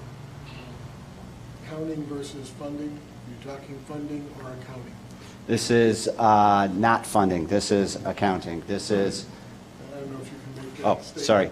Sure. This is accounting, not funding. We also report in the financial statements that the city is making its required and recommended actuarially determined contributions. So we're talking strictly about a point in time. One of the other effects that GASB 68 had on pension funds is that we're using market value asset valuation. In the past, we've used 5-year smoothing, so we were able to smooth out a bad year like 2015 was. We can't do that anymore. If December 31st was a bad year for all of our 401ks and the pension fund as well, we have to live with it and wear it. We do get 30 years to fund these liabilities, and the anticipation is that as long as we stay the course and do what the actuaries calculate, knock on wood, we'll get there. Do you have any advice on hiring actuaries? Actually, the city and the actuaries work very closely in developing the assumptions that they believe are true and accurate and attainable, and that's the key, starting with the good, solid assumptions and then not changing them, staying with the course. We also had an auditor's communication to the City Council. It contains all of our required disclosures, most of which talk about whether we had any disagreements with management. We did not. If we had any difficulties during the course of the audit, we did not. It also shows you the adjusting journal entries and the comments for improvement. So with that, I'd be happy to answer any questions that you might have about the process, about the comprehensive annual financial report, or the the council communications. Alderman Rainey. Well, it's always risky asking an auditor a question because you look so dumb. But I'm wondering, when you talk about deferred revenue, and we have properties that we've, through CDBG funds, we've rehabilitated, renovated, we get repayments. We've bought other properties that we rent out. Are those, is that considered income? Is that considered deferred revenue? Can you explain? There's a couple of different methodologies involved in your question, but basically what we're trying to do is offset those long-term loans with a liability. It's not really a liability. You don't owe the money. You simply don't have it available. So what we want to make sure is we don't overstate fund balance and lead the readers to believe that that's actually available for spending. What you have available for spending is, in fact, the amounts of loans that have been paid. That goes into cash and reduces the receivable, also reduces the liability. The loans that have been closed? Loans that are being repaid. Repaid. So that, as that money comes in, It goes where? to cash. It goes to cash, okay. And equity. All right. Okay. Alderman Rainey, this was, as Dan pointed out, we didn't have disagreements. This was a big concern of mine for the last 3 to 4 years. Our CDBG loans all are deemed forgivable in many ways. But if we Not have always. what's that? I was actually talking about the ones that aren't forgivable. Yeah. Okay, but for those that are, we still had to keep those on the books as fund balance, because if somebody did not follow through with all of the requirements, the whole loan could come due, even those that had been forgiven. And it just didn't look right when we would say we had $4 million, for instance, in the Affordable Housing Fund, and it was all loan repayments that could be forgiven. So what Mr. Berg has pointed out is those are now deferred revenues, so it's a liability, and down at the bottom you'd see our fund balance a lot closer to our cash balance. We'd say we have $50,000 in cash and $4 million in fund balance. What did that mean? So we agreed that we needed to be a little bit, to change our classification of that receivable. How do we handle the title transfer loans? Same way? Yes. I mean, those are definitely going to be repaid. The other ones are only going to be repaid if somebody defaults in their payment or whatever. I think you are correct. I agree with you that those, though, and that's just another asset, though. That could fall to fund balance because that is, we have a tangible property that we could convert. Now, again, to his point earlier, the duration, if it's a long-term asset, then that has an impact. We can't just turn it into money the next day, so our classification of fund balance does change, so whether we can spend it. Okay, thank you. Right, and Mayor? Thank you very much. We would ask the council then to accept and place on file the comprehensive annual financial report. Would anyone like to make a motion? I'm so moved. Thank you. It's been moved and seconded to accept the financial report. All in favor, say aye. Aye. Opposed? The ayes have it. And Mr. Lyons, before you leave, maybe if you could just give the council some insight. We've kind of now finished through the budget and the audit issues, some of the staffing challenges we've had, and perhaps recognize how we've gotten through that. Thank you, Mr. Bobkowitz.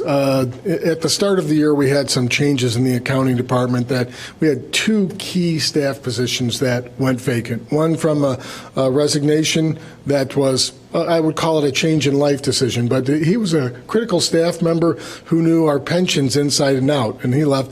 And then we had the vacancy at the accounting manager position, which is critical. And we had a good audit last year, but this year we had to separate with the accounting manager, and there wasn't anything specific about financial issues with that separation.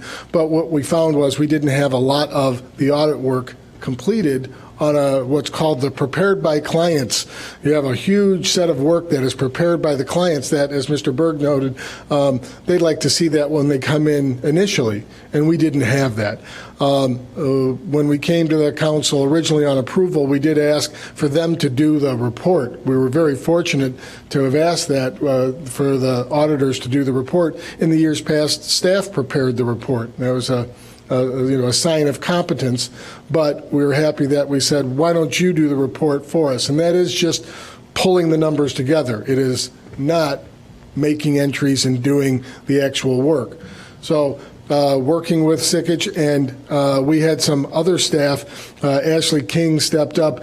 Her title is Budget and Finance Manager. Nothing in there about accounting, and Ms. King has stepped up tremendously over the last 2.5 months to do an excellent job of keeping everything on track. She's not the accountant. She just kept everything on track, so I would like to recognize her specifically for that work. Is this the first audit you've done? It is the first, and it's her organizational skills and her knowledge of the entire city's finances that helped her out tremendously. And then we also had other accounting staff step up as well, so I would like to thank them also. Did I miss anybody? No. All righty, thank you. And thank you very much for your questions and interest. It can get a little dry, but it ties into everything we talked about earlier tonight.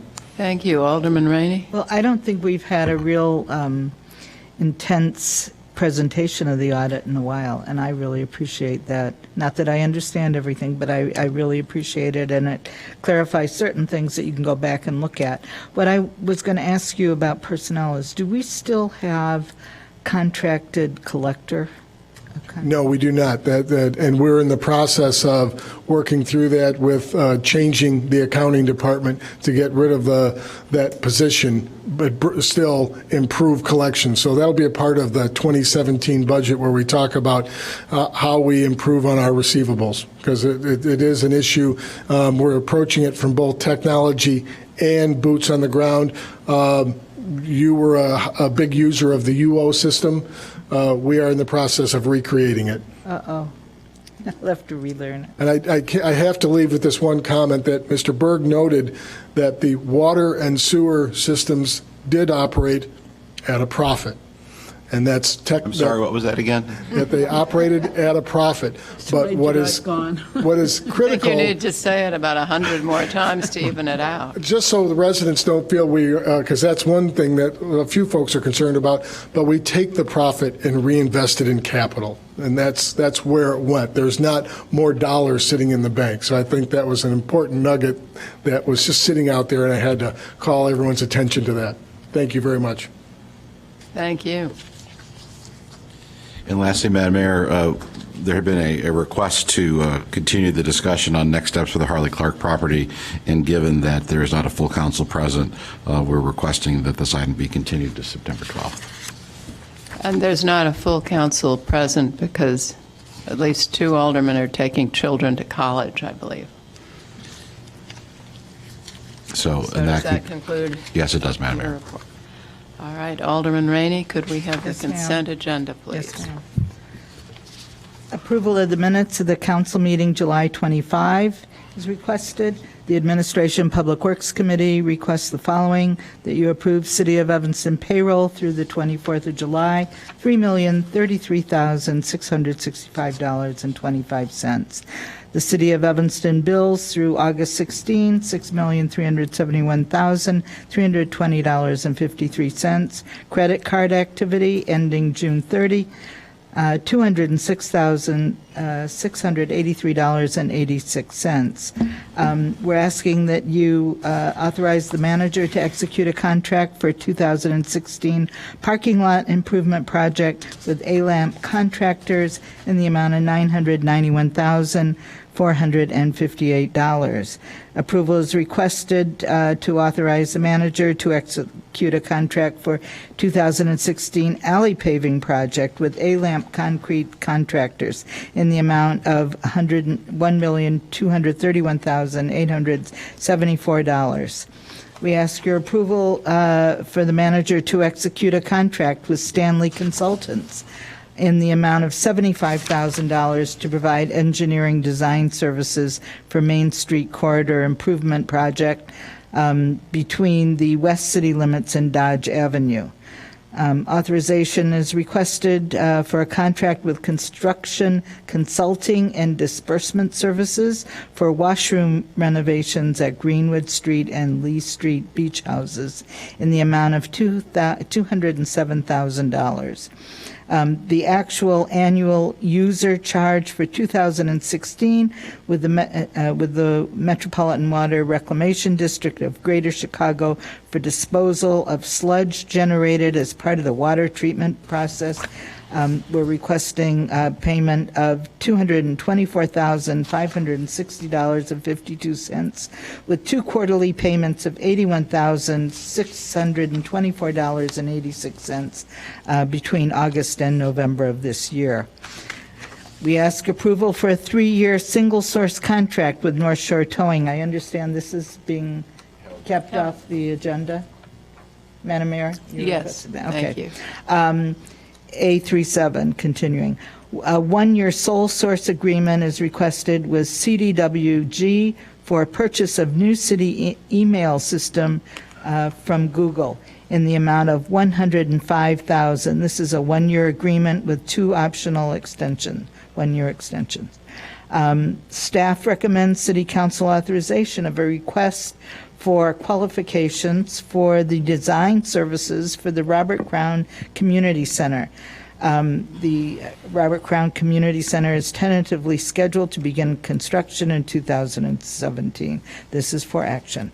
Approval of a sidewalk cafe, Dave's New Kitchen at 815 Noyes Street. Approval of sidewalk cafe for Leonidas Chocolate Cafe, 1907 Central for action. Approval of a sidewalk cafe Solwich at 1634 Orrington is for action. A contract with the Lakota Group for Park Community Outdoor Space Scorecard project is off the consent agenda and will be discussed and explained by the committee chair. A resolution 62R16, which authorizes the manager to execute a bike corral parking agreement with Everyday Cycles in Motion at 941 Chicago Avenue. This removes one parking space. We're requesting approval. Approval is requested for Resolution 55R16, which authorizes the manager to execute an agreement with IDOT for federal participation in construction of the Safe Routes to School project. IDOT,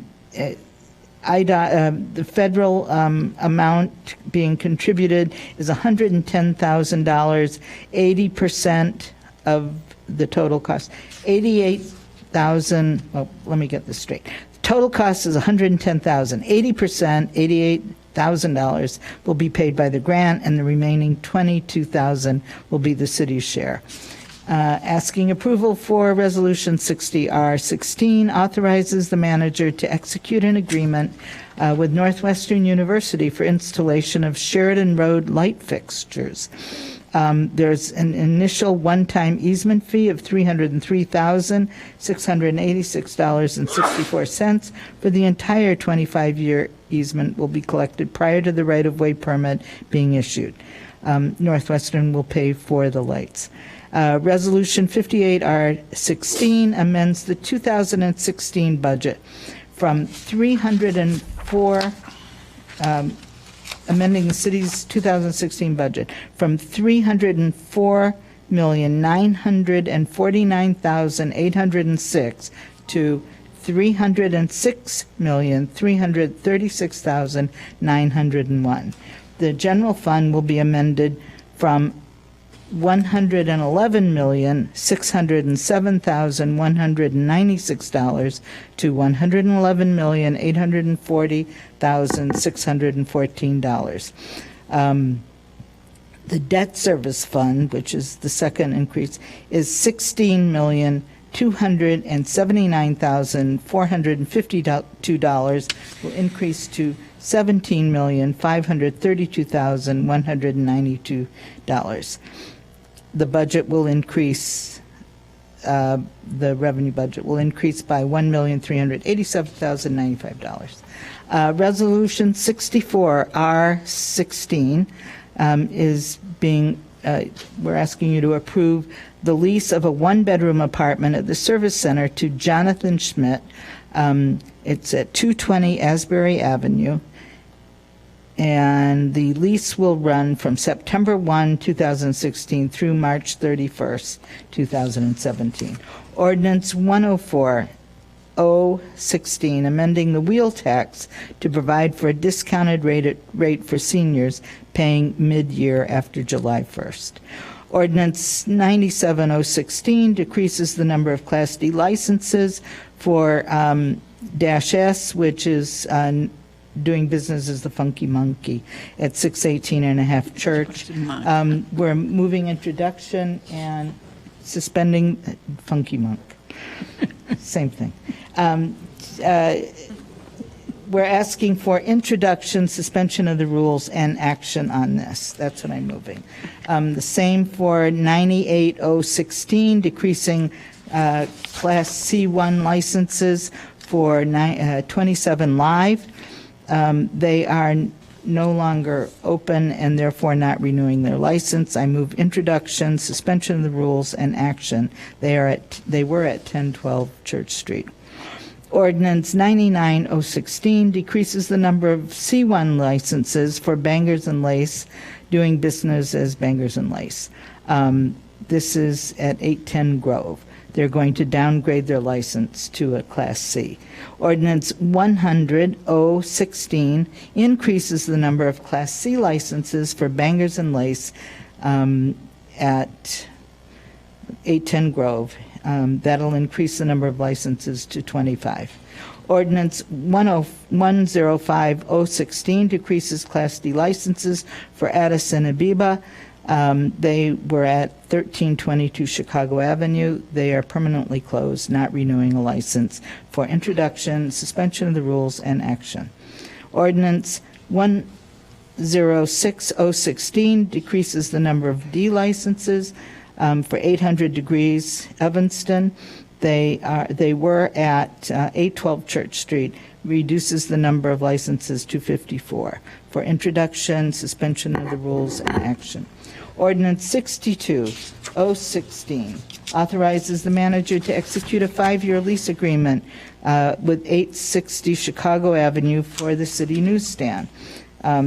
Lease commences January 1/16 and expires December, it's a 5-year lease, December 31, 2021, for action.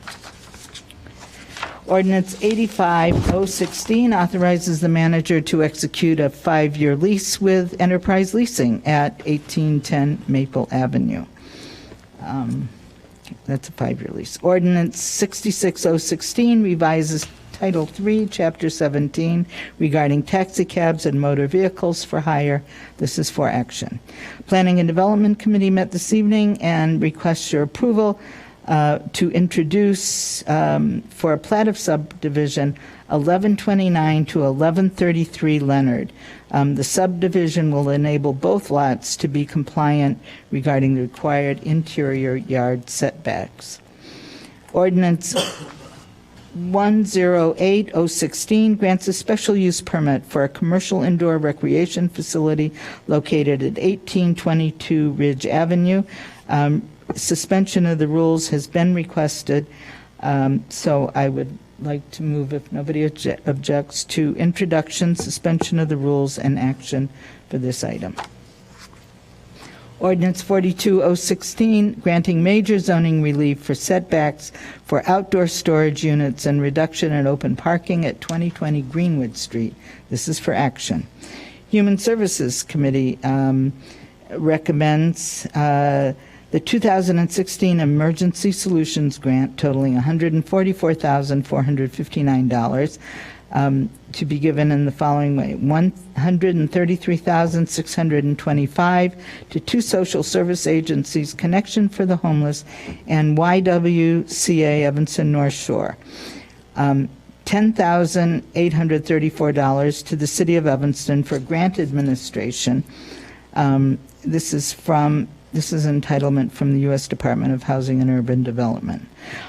Next, O2 is operation of public access television, Channel 6.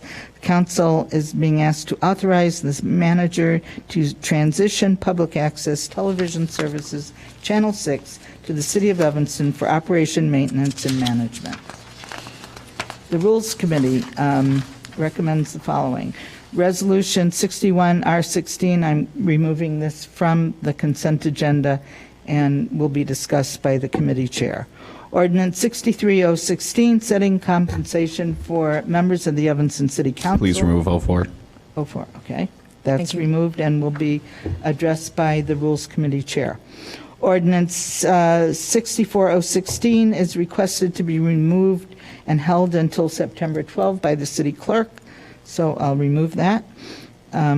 It's being held, not removed. Ordinance 65-016, setting compensation for the mayor following the report and recommendations of the Compensation Committee. Increase in salary to $25,317 annually for the mayor. No other increases in the 4-year period. Ordinance 78-016 amends the city code to eliminate the Lad Arboretum Committee and consolidating its functions into the Environment Board. That's for introduction. Also for introduction is Ordinance 79-016, amending portions of the city code, revising the Mental Health Board. Ordinance 80-0 16 amends portion of the city code creating an economic development committee. That is for introduction. Ordinance 103-016 amends portions of the city code codifying the Housing and Community Development Act committee. That's for introduction. For appointments to the following committees being made by Madam Mayor: Age Friendly Evanston Task Force, Irene Pierce; Citizen Police Advisory Committee, Rebecca Biller. Madam Mayor, that completes the consent agenda. I move approval. Thank you very much, Alderman Rainey. Is there a Second. second? It's been moved and seconded to pass the consent agenda. City Clerk, would you call the roll? Alderman Nguyen. Aye. Alderman Holmes. Aye. Alderman Ravel. Aye. Alderman Rainey. Aye. Alderman Miller. Aye. Alderman Fisk. 6-0. 6-0, the consent agenda passes. Alderman Miller, were you the chair of Correct. ANPW? Yeah, I have one. So I'll move approval and then explain it after a second.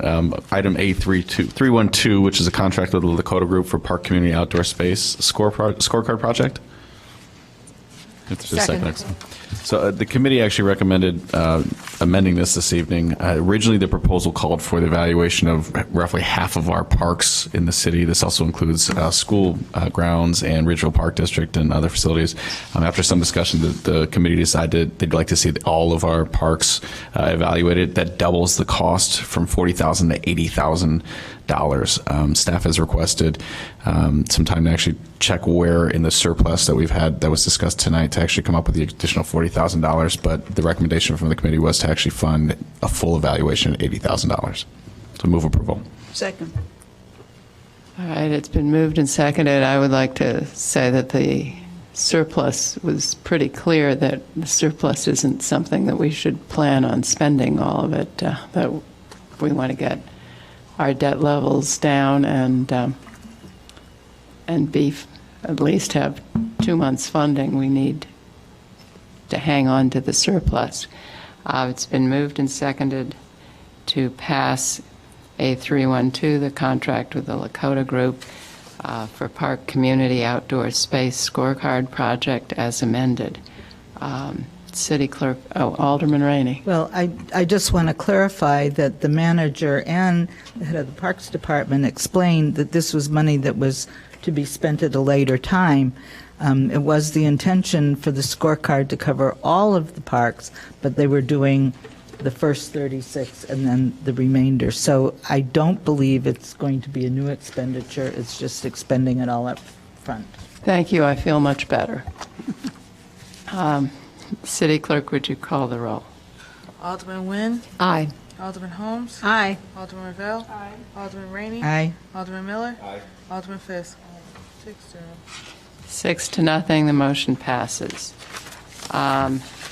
Next, that concludes your report, Alderman Miller. Thank you.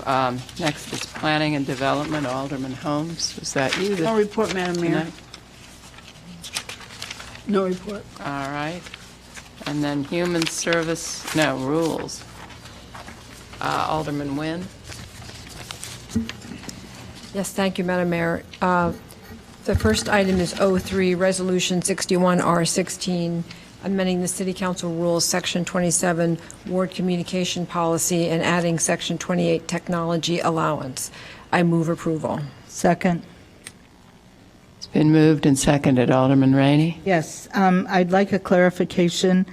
The $75 per month technology allowance is for, according to the Rules Committee report, or at least staff's recommendation, assists with the cost of high-speed internet, a mobile phone device service, or other communication needs. It's my understanding that the iPads are, that you pay $30 a month, City Manager, for iPad connection. I don't know if it's cellular or internet. Alderman Rainey, members of the council, the information that we have is the iPad connection is $30. That's a cellular, as if it's like a cell phone connection with the iPad. Will that continue, or is that off the table also? That's not a part of this. I think that there are a few folks that use this, and I think that we would leave that as separate from this policy. So this policy would just be used for internet, mobile phone, and other communication needs that would not include the iPad. So if an alderman felt that that was something they needed, then that would continue to be provided. I'd just like to say that this is an expenditure that we all have, and it's one of those expenditures that people on the Mayor's Compensation Committee talked about being a deterrent, because if you have to spend maybe $100 a month for internet, and I mean, I have the cheapest phone service I could find for one device, and I pay $69 every month, and it covers everything. I guess I could maybe buy a mobile phone at Target that, you know, you pay the service as you go or something. I don't even know about that. But I think that the minimum we should be paying, we should be reimbursed is $100 a month for all of those services. Many of us, you know, we use the internet constantly. I mean, I know everybody does, and it costs money, and it doesn't cost, you cannot get the percentage of our use for $75 for internet and cell phone for council work. It's just not possible. And if it is, somebody should explain it to all of us so that we could budget better. But I don't see how you can do it for less than $150, but I think this should be raised to $100 to be fair to everybody. So I'm going to move that we amend this from $75 to $100. All right, it's been moved. Is there a second? Okay, can I continue speaking to it Yes, then? you may. You know, some members of the council can really afford whatever it costs. There are going to be lots of people running for alderman this year, and not everybody can afford all of this. And it is a personal burden to serve this city if it begins to cost too much. It does. And so I am asking, I mean, my message board costs almost $90 a year. So right there, I mean, it's an expenditure. So, you know, I feel badly that you're not understanding that. Well, the motion fails for lack of a second. So we are back to Resolution 61R16, amending City Council Rules, Section 27, Ward Communication Policy, and adding Section 28, Technology Allowance. City Clerk, would you call the roll? Can we make it clear that this begins with the next council? I mean, that's Yes. Alderman Nguyen. Aye. Alderman Holmes. Aye. Alderman Ravel. Aye. Alderman Rainey. Aye. Alderman Miller. Aye. Alderman Fisk. Aye. 6-0. 6-0, the motion passes.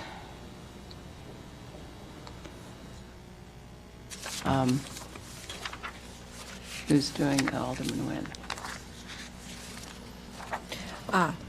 Next is item 04, ordinance 63016, setting compensation for members of the Evanston City Council following the report and recommendations of the Compensation Committee.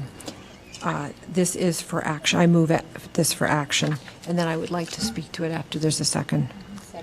All right, it's been moved and seconded. Alderman Nguyen? Yes, Madam Mayor, I will not be supporting this increase of the 20% pay increase for the next city council. And I really believe very strongly that the city council should stay in line with the city of Evanston employees regarding their compensation. And especially now when Illinois is in such financial difficulties, I don't feel comfortable at all supporting a 23% increase in pay for city council members. I would support a pay increase that is in line with the cost of living. That's similar to what we've had for the last 4 years. And I think that if that could be put in place over a 4-year time period, that would be much more equitable and really make us aligned with all of the people who work here at the City of Evanston. Thank you. Thank you, Alderman Miller. I just wanted to say, as I previously stated before, I won't be supporting this either. I just think it's a question of priorities. We shouldn't be voting ourselves a pay raise when there's a variety of needs in the city that are much more important to be funded. Thank you, Alderman Rainey. Madam Mayor, I'd like to move to hold this item until we have a full council present. All right. Do we need a second? Second. It's been moved and seconded to hold Ordinance 63-016. Do we need to vote? All right. It'll be held till September 12th. September 12th, assuming that there'll be a full council at that meeting. Can hope. We'll hope. All right, Alderman Nguyen. Item 05 has been held, Madam Mayor, at the request of Clerk Green, and other than that, that completes my report. That completes your report. Thank you very much. And we are now at Call of the Wards. And we're beginning... With Braithwaite. No, we're not. With Alderman Nguyen. Well, he had no report. No report, Madam Mayor. Thank you. Alderman Holmes. Well, it's August, and that means ice cream social for the annual 5th Ward meeting, which will be held this Thursday, the 18th, 7 p.m. at Fleetwood. If you want to come out and have ice cream with us and just chit-chat, and we'll review the past year and just to enjoy each other. So come and have some ice cream. Thank you very much. Alderman Ravel. Yes, Madam Mayor, I'd just like to thank Erica Storley and the other staff members who worked to open up Harley Clark for the open house on August 3rd. There were a good 150 people who came through, really eager to see that magnificent building. Several different groups. We had Design Evanston, we had the Preservation League, Evanston Lake House and Gardens, Evanston Parks and Lakefront Alliance, and also a representative from Landmarks, Illinois, and I think it was really a very successful event. Thank you. Alderman Rainey. Thank you, Madam Mayor. I want to thank Alderman Nguyen for opening up the scorecard for all of the parks in Evanston all at the same time. I think that was an excellent idea. I think we need a website for progress for Robert Crown. Some of the questions that the woman who spoke tonight asked, I had the same questions, and so I'd like to be able to follow the progress of the park along. We've had it for so many other projects. I think we should have it for that. Also, it was interesting, these little children who were all under 3 feet tall, sort of, if those children's parents are allowing them to ride in that bike lane on their own bikes, that is really dangerous. They should not be out there riding in that bike lane, especially south of Oakton. My concerns about the protected bike lanes have only to do with the area south of Oakton. It is highly congested. There is an elementary school. There is a very active JRC synagogue. There's a very active Levy Center. There's a very active James Park with every sort of activity going on all summer long, and a nursing home in the stretch of Dodge from Oakton to Howard Street. We need to take a real look at that. So, anyway, thank you. Thank you. Alderman Miller. No report. Thank you. And Alderman Fisk. Thank you, Madam Mayor. 2 things that are coming up tomorrow night at 7 p.m. There's a special meeting of the NU City Committee. We're going to discuss Northwestern's proposed new dorm at Sheridan and Hinman. And then on September 6th at 7 p.m. at the library is the quarterly First Ward meeting. We've got a really full agenda. So please come, and you're all invited. Thank you very much. All right, there is no executive session, City Manager? There is not. Alderman Holmes? Just want to ask Alderman Fisk, on your September 6th meeting, will the dorm be discussed there too? Yes, Alan Anderson Okay, from Northwestern is going to right. make a presentation. Okay, great, thank you. Thank you. So I would entertain a motion to adjourn. It's been moved and seconded to adjourn. All in favor say aye. Aye. Opposed? The ayes have it.